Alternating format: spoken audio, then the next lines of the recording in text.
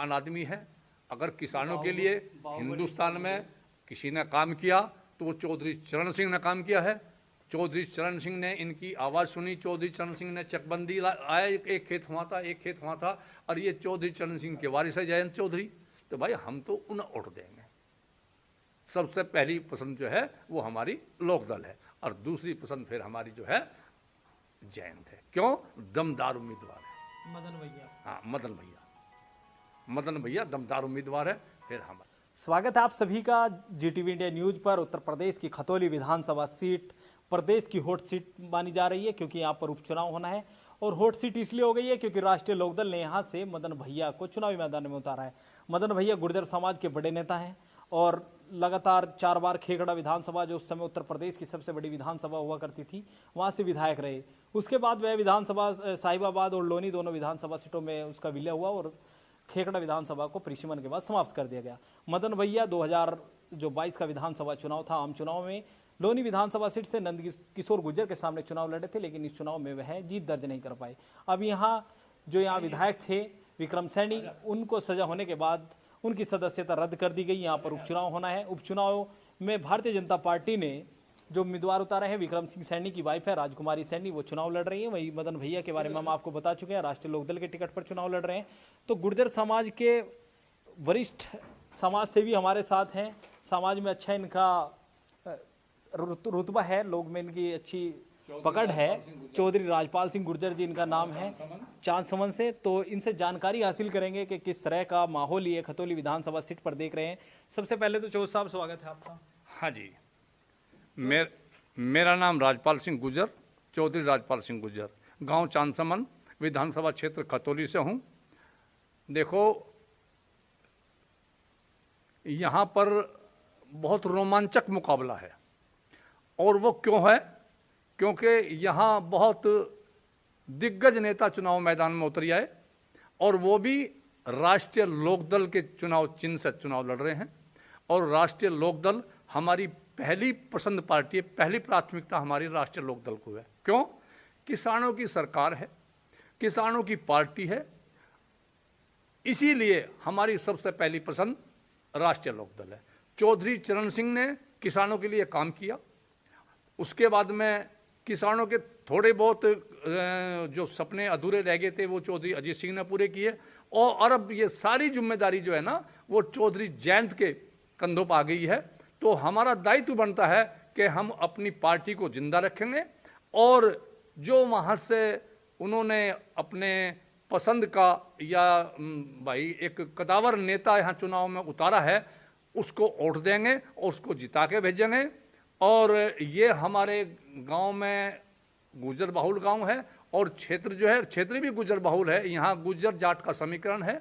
साथ ही साथ भाई जो राष्ट्रीय लोकदल और समाजवादी पार्टी का गठबंधन से प्रत्याशी आए हैं, हमारे पूर्व विधायक मदन भैया जी, वो भी गुर्जर बरादरी से ताल्लुक़ रखते हैं।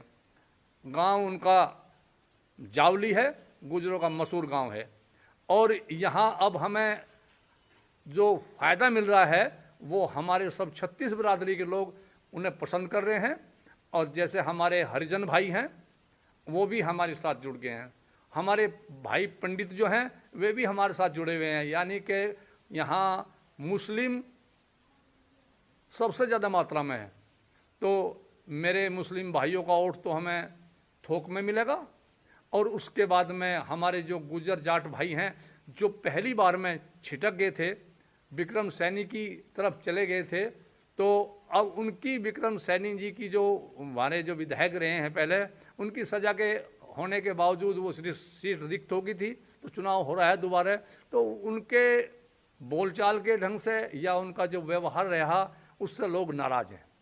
क्यों? जब उनके पास किसी काम को जाते हैं तो उल्टे सीधे बोलते हैं। और हमें कोई बीजेपी से द्वेष नहीं है, हमें कोई किसी आदमी से द्वेष नहीं है, लेकिन जनता को चाहिए अपना काम होते नहीं है और उनके बाद जाते हैं तो वो उल्टा वे टोर्च करते हैं। विधायक जी तो करतार सिंह भड़ाना भी रहे आपके यहाँ से। देखो, विधायक करतार सिंह भड़ाना रहे, लेकिन करतार सिंह भड़ाना का नेतृत्व यहाँ अच्छी तरीके से कायम नहीं कर पाए। वे बाहर के आदमी थे वो, और बाहर नहीं, मदन भैया बाहरी है, लेकिन मदन भैया में करतार सिंह में जमीन और आसमान का अंतर है। वो ये जमीनी नेता है, वो एक उद्योगपति हैं। वो पैसा बखेर के लोगों की आदत खराब कर गए भाई, पैसा बखेर के लोगों की आदत खराब कर गए। इसे ले, इसे दे, उसे दे, उसे दे, इसे ले। तो ऐसे नहीं, राजनीति पैसे से भी नहीं चलती, राजनीति वसूलों से चलती है।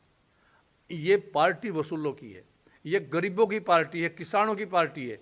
तो इसलिए हमारी पहली पसंद लोकदल और दूसरी पसंद हमारा जो एक विधायक है, पूर्व विधायक, वो हमारे क्षेत्र में है, प्रत्याशी है। वो उससे हमें उम्मीद से ज़्यादा, हद से ज़्यादा उम्मीद है कि वो हमारे यहाँ काम करेंगे और हमारे काम आएंगे। अंकल जी, राष्ट्रीय लोकदल की बात सिर्फ इसलिए तो नहीं हो रही क्योंकि गुज्जर समाज से प्रत्याशी है मदन भैया, अगर किसी और जाति से आते, क्योंकि पहले राजपाल सिंह सैनी भी नहीं, मैं बताऊंगा।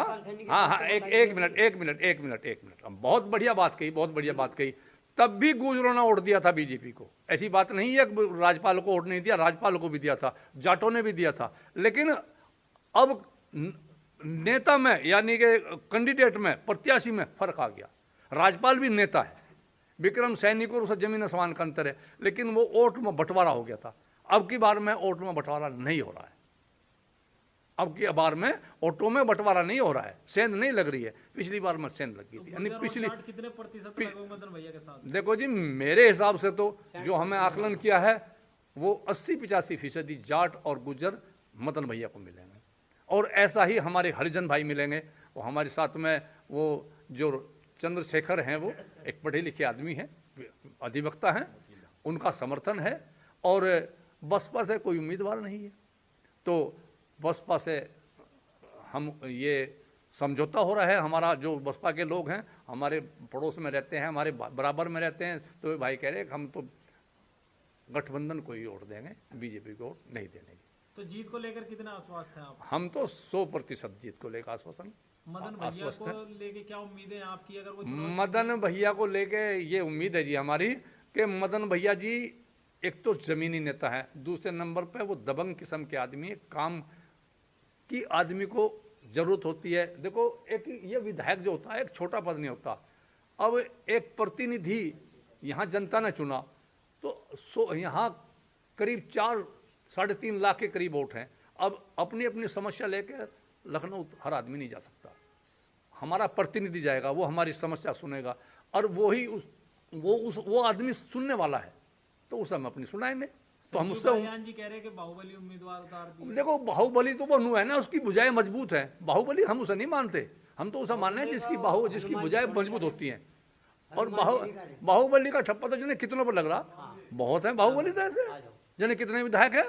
मुख्तियार अंसारी कई बार विधायक रह लिया, कई बार MP रह लिया, अतीक अहमद कई बार रह लिया, और बहुत हैं ऐसे। तो भाई ऐसे तो बहुत लोग हैं जो पार्लियामेंट में भी जा रहे हैं और विधानसभा में भी जा रहे हैं। तो मदन भैया पर ये तुक्का तो ये तो छींट मारने वाली बात है। ये नहीं, ये इससे हम इत्तेफाक नहीं रखते। तो इस चुनाव के नतीजों का लोकसभा के चुनाव पर आप कितना असर मानते हैं? फर्क देखो, वो अब आगे की बात है, आगे क्या फर्क होगा, क्या गठजोड़ बनेगा, वो तो उम्मीदवार के ऊपर बात है। वो आगे कौन प्रत्याशी आएगा वो तो आगे की बात है। लेकिन फिलहाल हम आश्वस्त हैं।